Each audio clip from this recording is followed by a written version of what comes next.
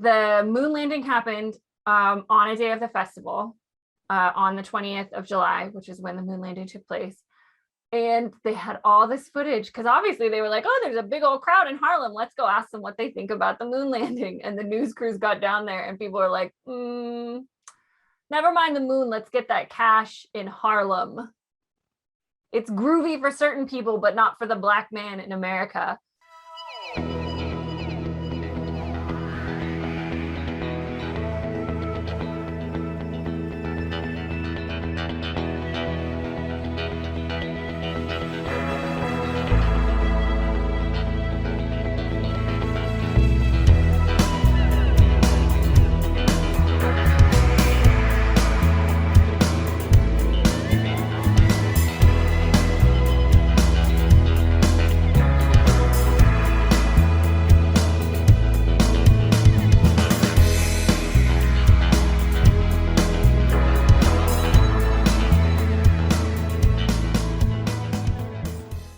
Hey everybody, we're the Good Doctors of Abbey Research. I'm Dr. Kristen. I'm Dr. Erin.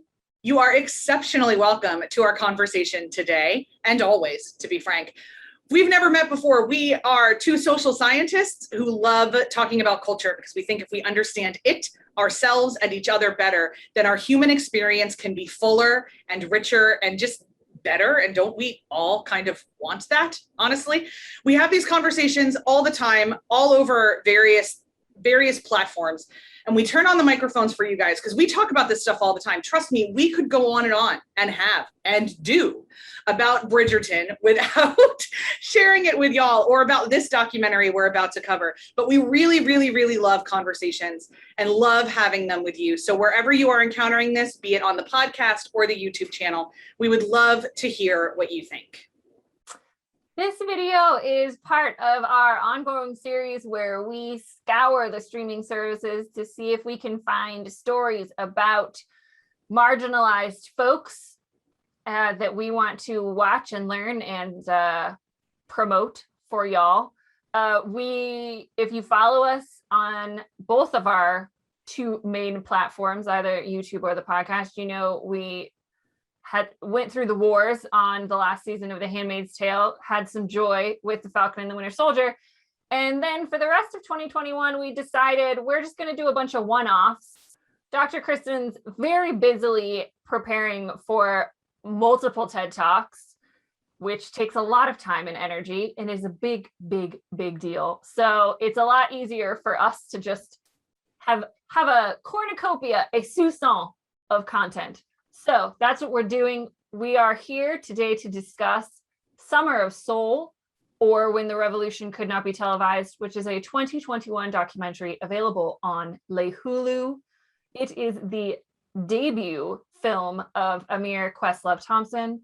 If you don't know, very famous DJ, band member of The Roots, and for Jimmy Fallon. Hey boy. He's just the best ever at a lot of things, including filmmaking, because boy, was this a home run. So if you haven't heard the story of it, The Summer of Soul is a documentary that uncovers a lot of archival footage from the Harlem Cultural Festival, which ran for 6 weekends in the summer of 1969. The footage, rather predictably and depressingly so, was buried and not available for about 50 years, and Quest had to work really hard to get access to it, and then was like, yeah, we need to share this with the world, and boy was he right. So it is a musical documentary, but it also deals with the culture and politics and societal issues locally to Harlem, but also nationally and globally for Black Americans, but also Americans. It does a lot of things. It's 2 hours. We both adored it. Please watch it.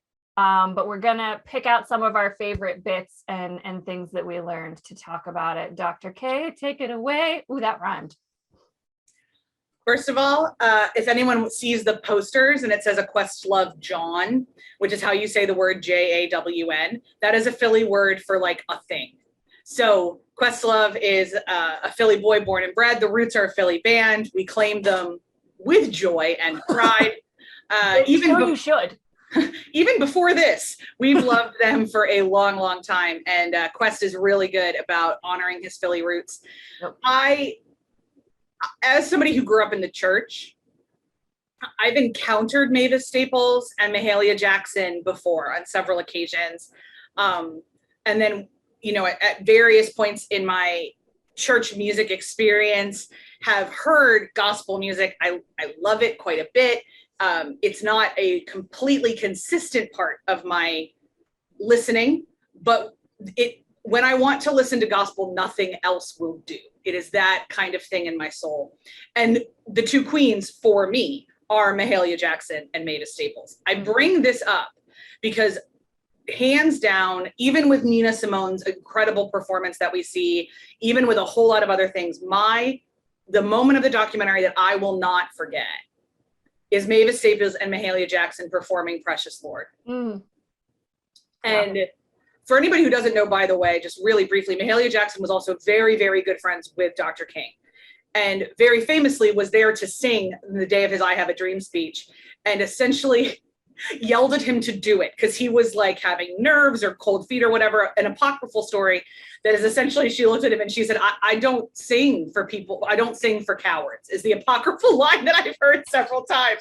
Whether that's true or not, she set the stage. She is the one who primed and then Bernard, oh my gosh, the incredible guy we learned about in Pride, Bernard. Oh no. Rustin. Bayard Rustin. There was more people for the March for Washington speech than just Dr. King. And Mahalia Jackson was an essential part of that.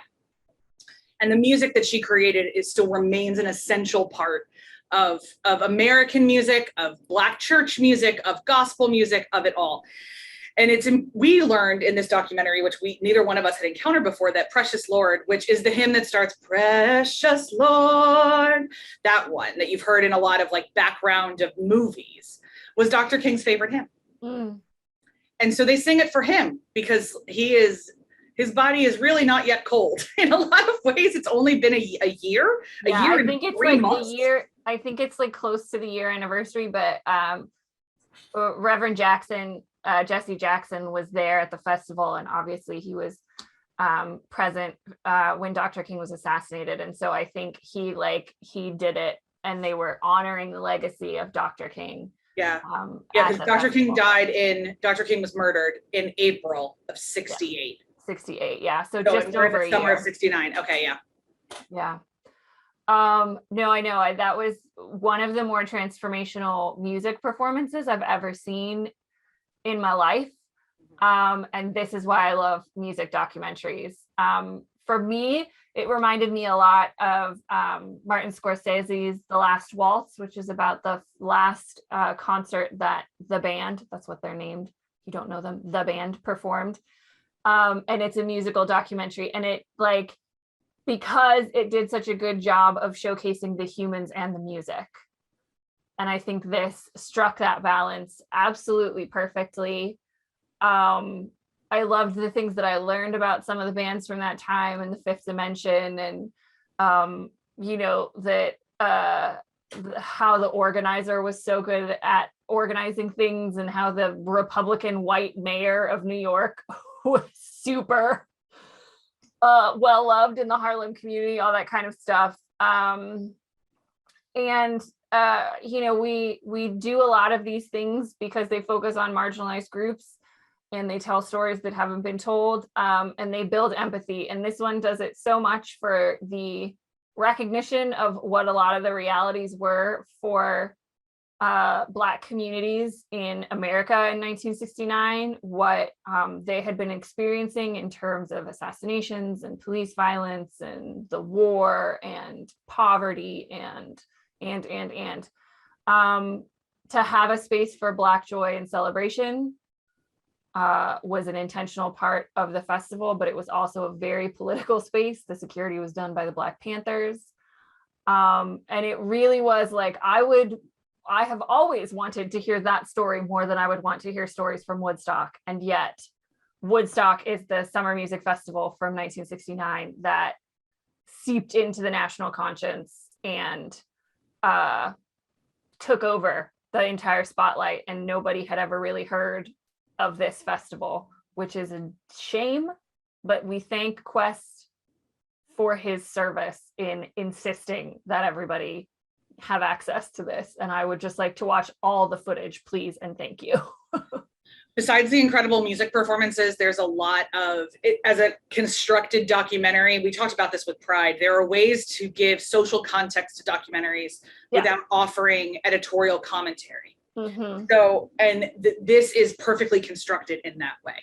Oh yeah. It gives color, it explains context, it doesn't judge in a way.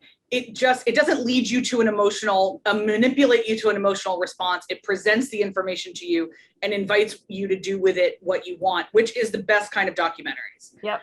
And so we hear about the importance of drumming, in the physical importance of drumming in the Afro-Latinic, Afro-Caribbean communities, and how in East Harlem, especially, which was originally called Spanish Harlem. Yeah. And how the Puerto Rican population in Spanish Harlem and all of the various immigrants, the Black Panamanians, all of them kind of melded constantly together to create new sounds. Yeah. And we know this from, obviously, I talk about food all the time. We know this from the food culture of East Harlem as well. But the music culture, drumming is essential. In almost every indigenous music form around the world, drumming is a part of it because it's the most fundamental. Your voice and a drum are the two instruments that you might not have anything else, but you can make those sounds with your body. Yeah. And so that drumming and vocals have always been the base of it. And hearing those driving rhythms and how they played with each other was so incredible. I loved that. We also got in that section a special guest appearance from Lynn, Manuel, and Miranda, who are residents of that kind of part of New York in some ways, and are obviously big believers in New York culture. Yeah. So it was really fun to hear them. It was so great to see them because if you know us, you know Dr. Kristen and I feel we have a personal relationship with Lin-Manuel that he has yet to consent to, but he will once he meets us. He'll be delighted as we are delighted with him. So it was super exciting to see him and Papa Miranda.